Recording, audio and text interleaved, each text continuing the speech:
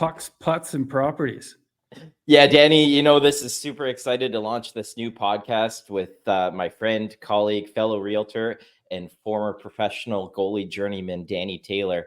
I'm Mark Strachan, former club golf professional and golf hack turned realtor. We'll be bringing on guest pillars of the community and some people who are passionate about hockey and golf. And we're both passionate about sports and our profession, and we're going to combine the two, as Danny says, and snap it around on the podcast. Thoughts, Danny? Yeah, I'm really excited we can get this going. I feel like I've got a lot to say, not only on sports, real estate, politics, but who knows it's going to go down with life events that's coming up.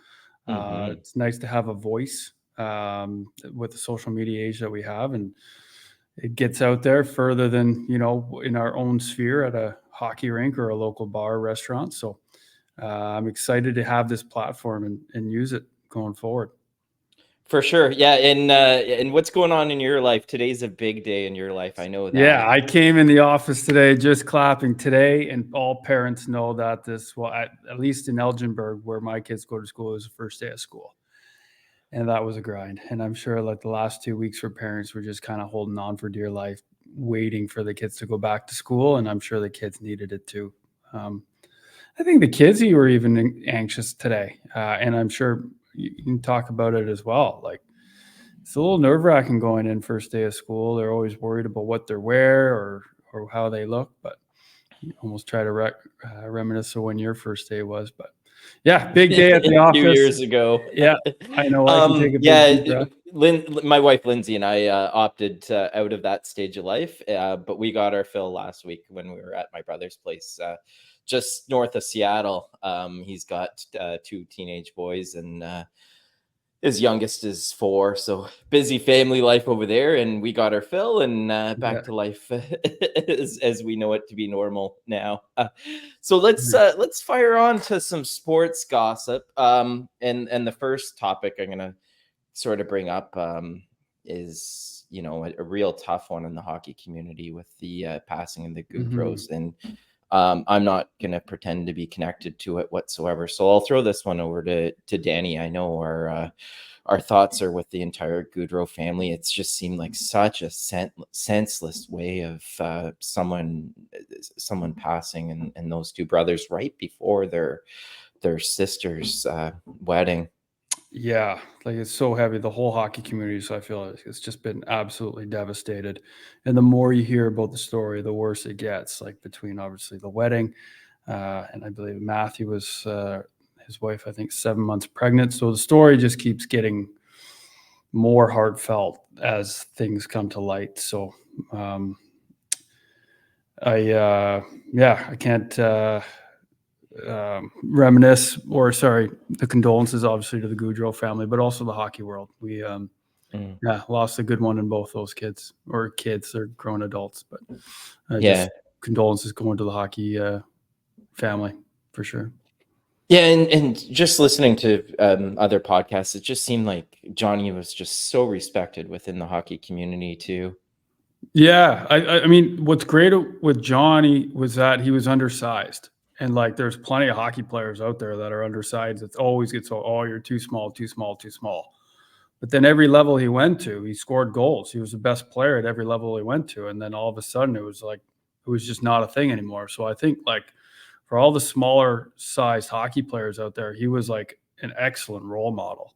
I think I saw Cole Caulfield post something like that. Like, he's an undersized player for the Montreal Canadiens.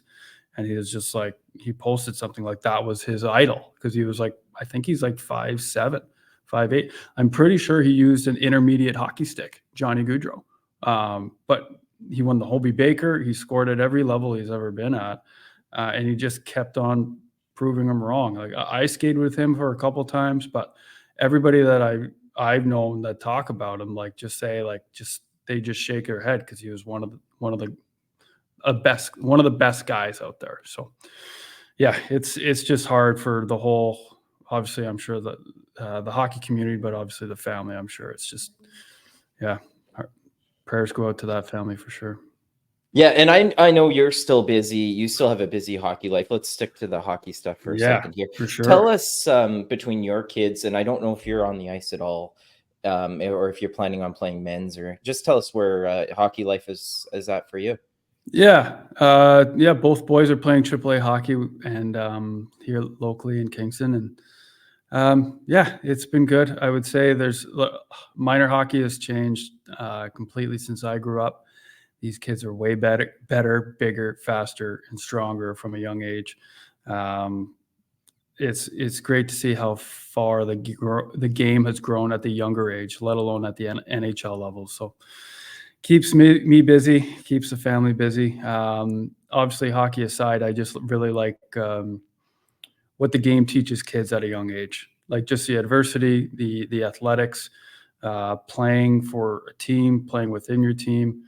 Um, we all know kind of the odds of actually doing something athletically professionally, but you can certainly take what you learn from hockey and put it into real life, into the real world of business. So that's what I've seen for the kids, and I think everybody can learn from it because it's so hard to learn these skills not in a classroom or in a textbook, right? So it's been good for our family.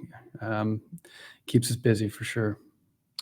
Yeah, and you're talking about transferable. Something I recognize and admire in you with you is when you're focused on something, you shut down all distractions and focus on that task before moving on to the next. And I really admire that about you, and I need to do more of that myself, actually. But yeah, I just recognize, and I'm sure that's from your time in professional sports, that you get ultra focused on the task at hand.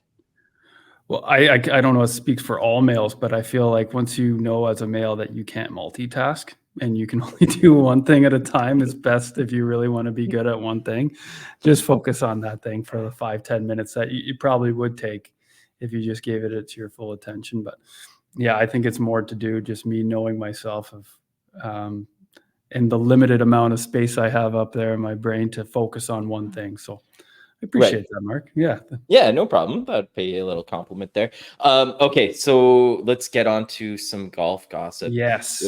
I just had the Tour Championship this weekend, and hilarious tweet or social media post. I don't know what platform it was, but Colin Morikawa was actually the low player for the event, but because of the tournament format with Scotty Scheffler actually starting. I think he started at 10 under par based on Yeah, can his you talk year about that for performance. the people that don't know golf? Because I turned it Yeah, on Thursday and everyone, it's sort of Scheffler's -10. right. So based on his season performance, which by the way is likely the most dominant play that the golf world's seen since Tiger Woods, absolutely incredible what he's done this year. And as far as PGA Tour wins, he won the Olympics, and that doesn't count for that. So throw the Olympics on top of that, like my goodness, was he ever good this year? But the Tour Championship wants to crown their best player for the season with that tournament, and I get that. But it sort of kills the event when you have a player like Scotty Scheffler that starts at 10 under par. So they award where he starts in the tournament based on his yearly performance through the FedEx Cup. And what about second, third, fourth, fifth? Like, Yeah, where they does also get a bit of a head start. but like, I was don't know where Colin Colin second? Morikawa. I don't know where Morikawa started in the event, but he actually was the low player for the Tour Championship, and he posted that he forgot to sign up for the net tournament. So in golf, based on your handicap, um, net is his handicap related, where you get strokes for essentially what he was saying was Scotty Scheffler was in the net event because he started at 10 under par. For Right. those in the golf community, absolutely hilarious post from Yeah. Colin there. But it did kind of kill the tournament just because Scotty is so good and he was already starting so far ahead that they really need to do something with that year-end tournament. Award the player of the year to the player of the year, absolutely, but don't kill the entertainment value of that Tour Championship, which has so much potential. So I do believe the rankings in the FedEx Cup should be moving forward to the Tour Championship, but I think if you move to a match play format where 16 players advance Right. and play 16, and the old the traditional way of seeding players in a match play format, I think you got a winner with Yeah. the So you net think virtue. one plays 16, 2, 15, and Mhm. all the way through on a match play? I mean, you risk that Scotty Scheffler gets eliminated in the first round of play, but I mean, you still got some entertaining matches. Like, you've got the best 16 players in the world. Yeah. Respect to live. But you've got the best 16 players in the world that will be participating in that event. There will not be a bad match.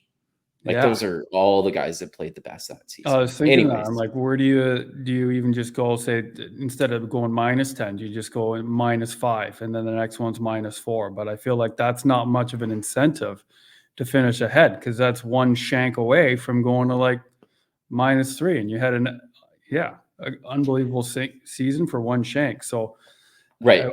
yeah, But I do want to talk about that too, because Scotty hit a shank. I forget what round it was. He had a yes, hilarious interview. Did you see that? he was in the bunker, like he was a He bunker, was and in he the like bunker, shanked it way best right. player in the world, leading the tournament, hits a shank, and the reporter asked him, "Scotty, how did you hit that shank?" And instead of saying, "I got my weight coming for," he said, So the golf club has the flat spot. On the inside, it's got that curve spot. Well, I hit the ball on the curve spot, not the flat spot. He was totally trolling the dumb question that the reporter asked him.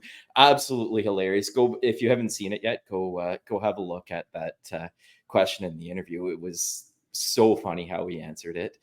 Yeah, I But just find it's on awesome. Like, he is the best player in the world, probably with the best season that anyone's ever seen, and he still shanks the ball.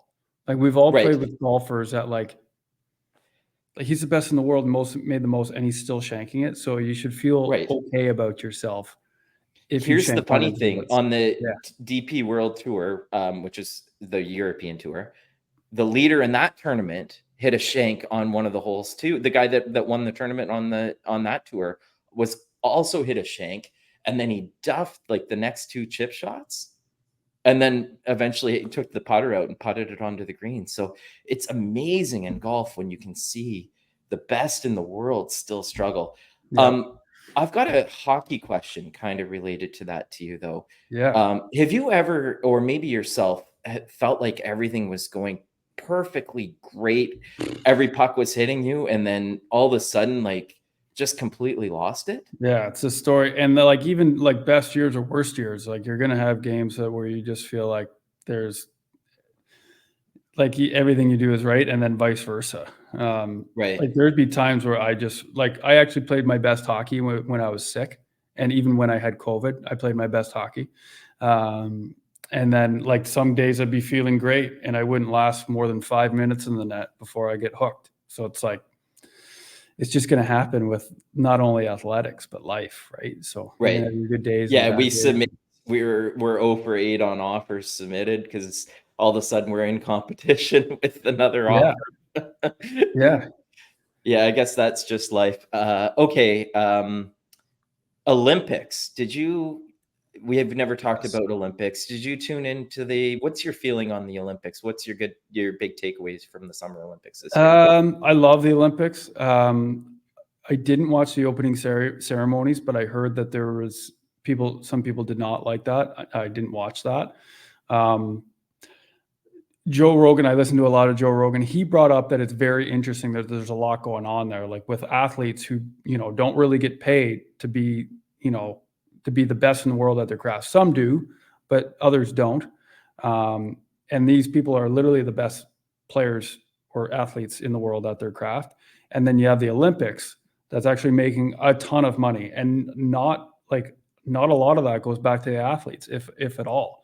So there's two things going on there, that there's a lot of people are making a lot of money, the people that are hosting it, but then none of that goes back to the athletes. So that was one of the things that I thought was like, there's something's got to change there. For it's you got to have some incentive for these athletes that literally live and breathe every single day of their lives to be the best in the world at what they do.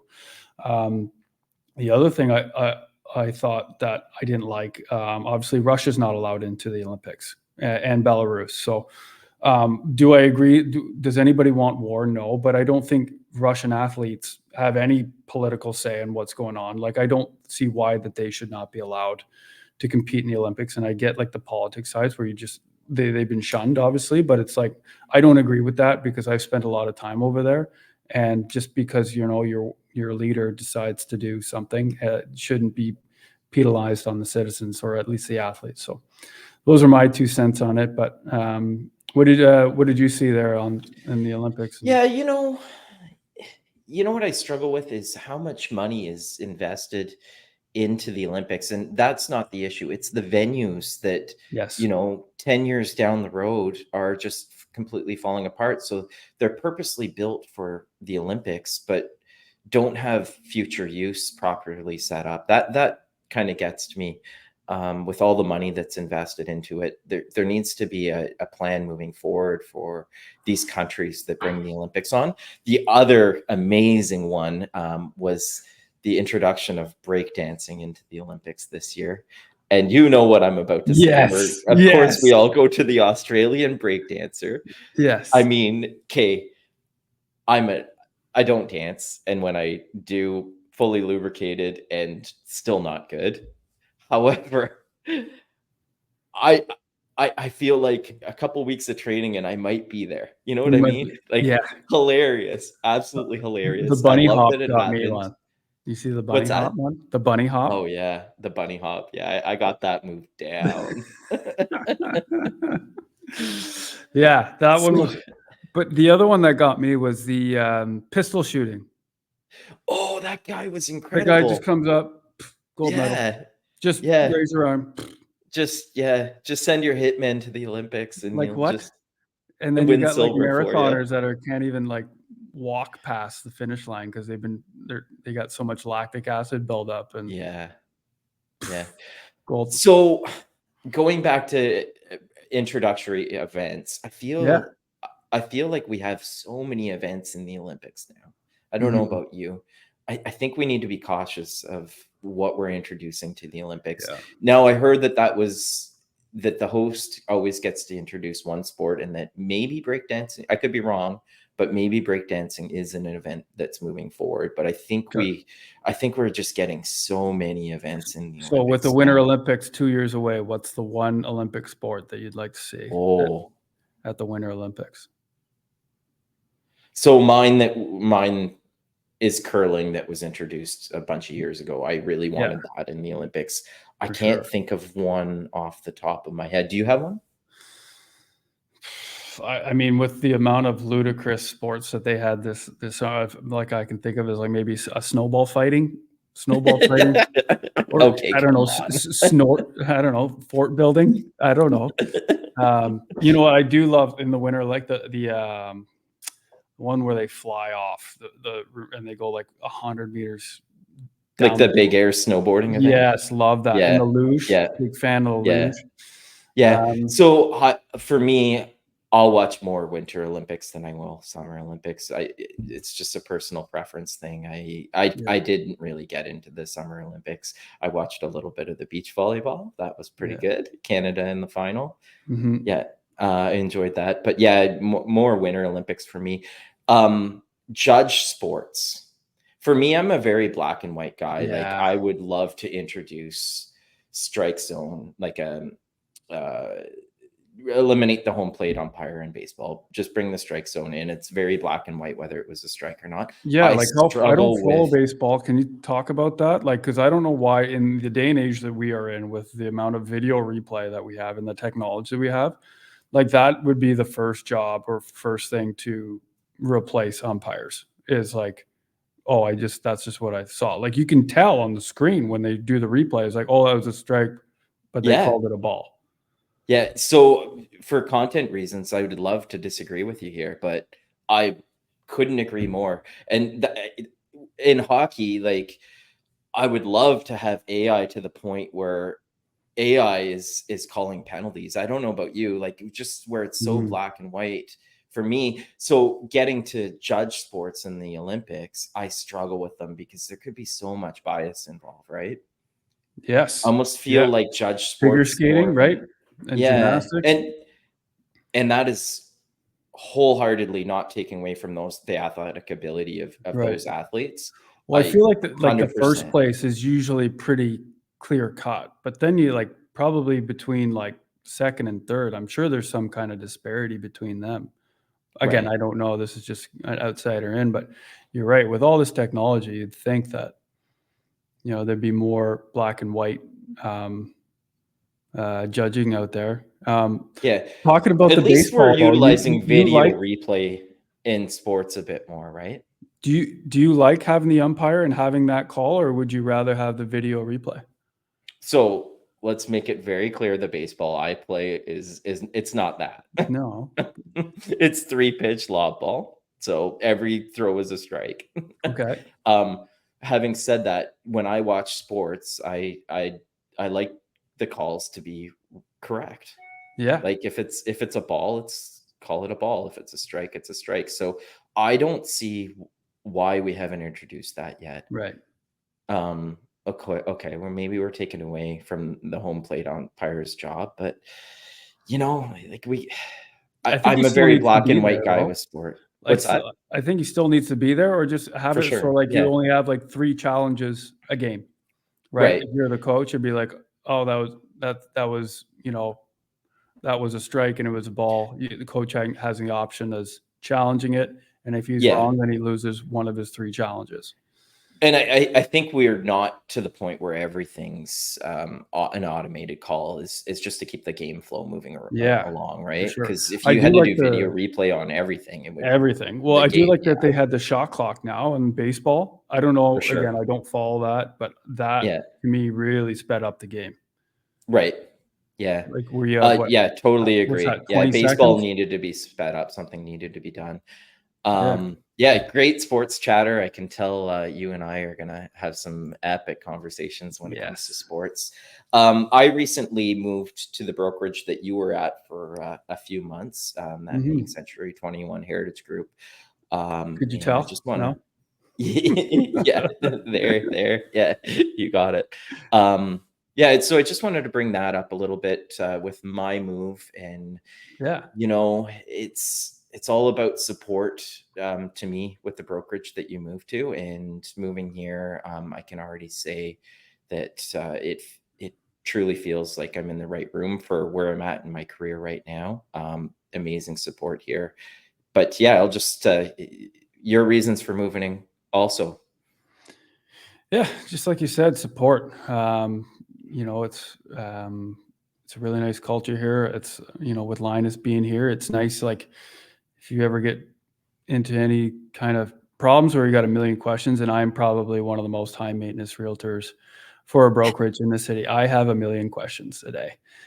So for me to be able to come in and just have, obviously we got our front desk staff, and then Linus, like if you get into negotiation and you want to make sure that your conditions and clauses are correct, we can get into what like a war room almost and figure this out and make sure that the clients are taken care of, because ultimately that's what it's about. It's like making sure that I have what I need around myself to support the buyers and sellers so that ultimately they're getting the best value and the best service. And Yeah, that was the big reason, making the switch, is that obviously one, it's going to give me more time to be in front of people instead of on the back end of things. And then two, making sure that, when we're going through each part of the transaction, that I'm going to be there for them, and I've got them covered in every aspect. So that was a big reason for me to change. What can you talk about your journey too in real estate, and yeah. ultimately what made you make the move? Yeah, listening to Linus on his Century 21 Heritage Group podcast there yesterday, it's what he says is accurate. It's support, culture, and technology, and for me, support and culture are more important than technology. I'm a techie person. I can always find a workaround. What I can't work around is culture and support, though. So those were the two big ticket items. When I shop it around brokerages, it's almost like the least of my concern is the commission split, what's being offered that way. Of course, it's a factor, but I want to grow my business, And I want to do more transactions. I want to help more people. So support and culture are my too big on my list. So yeah, that's my journey here. Yeah. Well, I think you're well on the way, and like I feel like that's, focuses more on making sure you're trying to do more. But I always find that the business is going to come to you, and I think it will as soon as you're making sure that obviously your pricing both on the buying and selling, because that's really important right now. We can talk about that obviously going forward, and what kind of market. Well, obviously what Kingston's in now and what they were before, and what it looks like going forward. And not everybody has a crystal ball, but we can certainly dial into what's going on in the economy, politics, because obviously policies can affect real estate.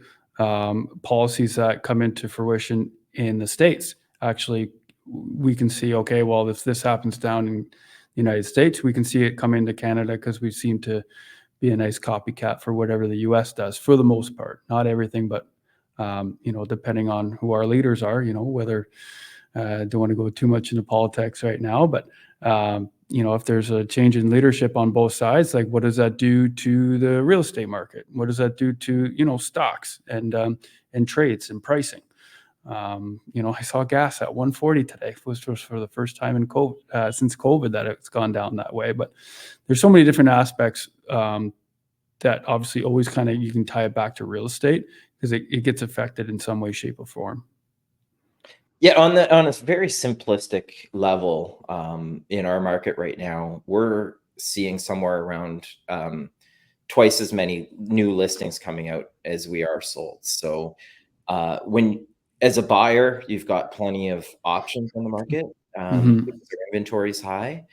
And if you're a qualified buyer, like you can get aggressive with your offers, like especially if you're putting in a very clean offer and you want to negotiate price, it's out there to be done. On the listing side, you have to have your property ready. It has to present well in the market, and your pricing is incredibly important. The easiest way I can explain how pricing is really working right now is, of your comparables, you need to be on the better half of that on the pricing side. So in order to get action on your property, if you're overpriced, the market knows it, and they'll let you know. Yeah. Yeah, no, gone are the days. There's like, oh, we'll just start higher, and so that they'll make just seem like they're getting a deal. It's like, well, I had a couple expired listings, and it's just like, but with these sellers, they're in a fortunate position. They don't need to sell. They have they own their house outright, and it's like, if they don't get the number they want, they're not going to sell, and that's fair. It's nice to be in that position, but if you actually want to sell your house, it's got to reflect where the market is at this time, because it's certainly changed. And you're right, you do have to be on the right side of it. So if you're looking to sell, you almost need to be better for less. And like you said, it's got to be turnkey. You got to go in there, and the house has got to smell good. It's got to be clean. You can't have any clutter in the house. It's got to be bright. And I might, I guess, say it's an old cliche, but it does. I mean, the best thing that I find for sellers is, if you go, well, why don't we go look at the competition? Like, why don't we go see what everybody else is doing? And it's like, oh, why do we need to focus on ourselves? But yeah, any buyer that's coming to your house is probably going to go see these other 2 or 3 houses too. So why don't we get ahead of this, see what they have, make ours better for less, and not say a little bit less. But if you want to get this thing sold, if buyers are out there, you got to make sure that you're capitalizing them and that you're at the forefront. And the other thing with on the listing side is, our days on market are higher. So don't hit the panic button if it's not sold in the week. If you're not even, you don't even hit the panic button if you're not getting a ton of showings. Like there's just more listings out there than we have buyers right now. For sure. So right now, I think on our last brokerage meeting, we're over 21 days on market average. Obviously, some go a little bit quicker than others, depending on where it's priced. And right now we're 4.2 months of inventory, which is also a really good indicator that we are firmly in a buyer's market.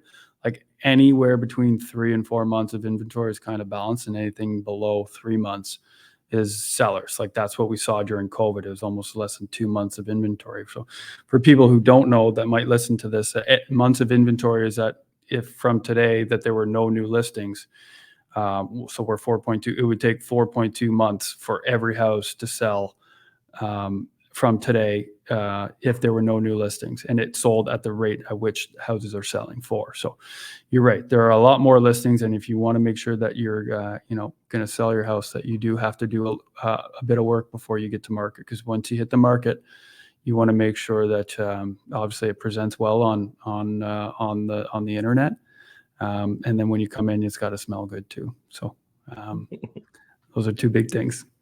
A report came out, just going back into real estate, that there was 67, in Ontario, there's been 67% rise in mortgage defaults. So I've had some experience here over the last 2 weeks with bank sales as a buyer. People think that it's like, oh, it's a bank sale, I can just get put in whatever they want. Well, it doesn't work like that. Like the bank still wants market value for the house. So just because it's a bank at the other end instead of an actual person who owns it, it's not like it's going to be a fire sale. What we're seeing right now is in Toronto, when you see a bunch of condos on the market that's not selling, well then, that's when you can take, say if you're looking for a condo and there's almost 500 condos for sale, then you can go in with a low ball. But, to say that like the bank's just going to hand you some keys for, half the cost, it's not the case right now. Now, I will say we're going to see a lot more listings coming up. We got 50% of all renewals in Canada coming over in the next 2 years. So that's going to affect some people as far as the selling side, where you're going to see a lot of people be like, you know what, I want to take some equity, I want to get rid of some debt, and and live life a little bit more comfortably, because we are seeing obviously life's never really been more expensive than what we're seeing right now. Like being smart with your money is never been more important, because I do see more listings coming out here in September. I always feel like September comes out and we see a lot more listings. Parents can finally breathe because they've got more time. You'd think it'd be the opposite. If they're going to look to move, they would want to do it before school, but it never really happens. But we will see, in my prediction, we will see an uptick in volume of sales.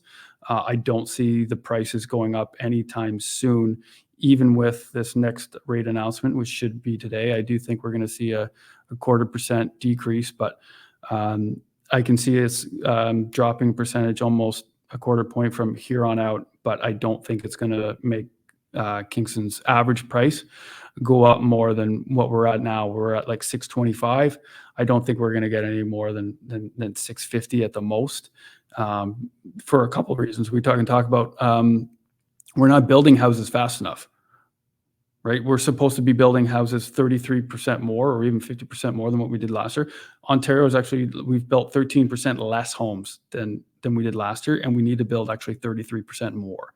And that's just to keep up with demand. And then we just brought in 1.2 million immigrants this year. So where are they going to live? So the rental market is insane right now. I've been working with a renter for like the last 2 weeks. They can't find anything. Like it's insane.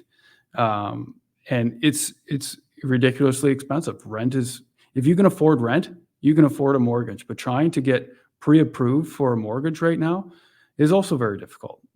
You got to make sure that your credit score is good, and you got to obviously make sure that you've got a viable income that the banks be like, I can provide, a mortgage to. So I know that was a lot of verbal diarrhea, but it's hopefully get some good content in there. But that's just where I see the market, obviously where it is, where it's been, and where it's going. And obviously the next time we jump on, I'm sure we're going to have a guest. Can you talk about who we're going to bring on next? And we're going to be bringing on local business owners. Hopefully you've got some athletic connections that we'll bring a couple guests on that perhaps people are familiar with. I've reached out to Brad Revell already. So Danny and I both married into Verona, Ontario families, and we're going to bring on Brad Revell from Revell Ford up in Verona. He'll be on, hopefully he'll be our next guest. I've reached out to him. He's agreed to come on, but we got to get that scheduled. And then various other people that have. So Brad has an extensive golf background. He's also a hockey player, but he's extensive golf background. He won the Ontario Junior Championship.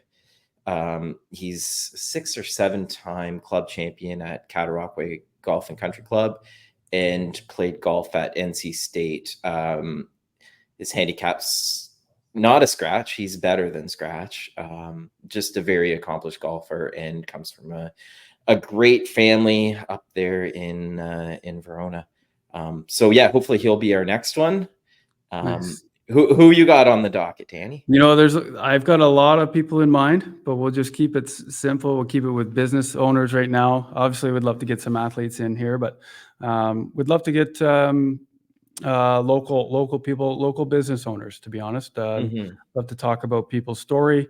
I love the heritage. There's a lot of families that passed on businesses that I'd love to get on to get the history of Kingston, because it's obviously Kingston, fun fact, used to be the capital of Canada way back when.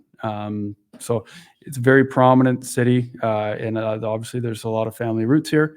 So that's one of the main, or not one of the purposes of putting a podcast together, is to get the word out of the history of Kingston, because I think it's embraced me since I moved here when I was 19, and I'm 38 now. So it's been great to me. And obviously met my wife in Verona at Mike Smith's golf tournament. So Incredible. Maybe we'll get him on the pod down the road, but we'll just love to keep it local and keep it light, and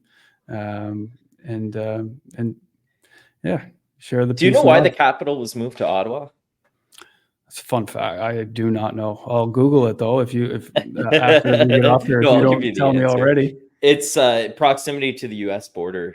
Back in the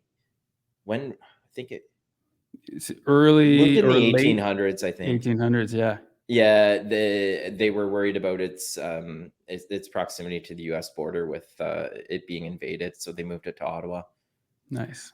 Yeah. Well, it saves me from Googling it. It makes sense. So there you go. Yeah, love that. I learned that a couple months ago. It was a question that was asked of me within this network group that I was on that had a bunch of Americans on it, and they asked why was it moved from Kingston, and I was like, oh, it was actually your fault. Americans' fault. Oh, there you go.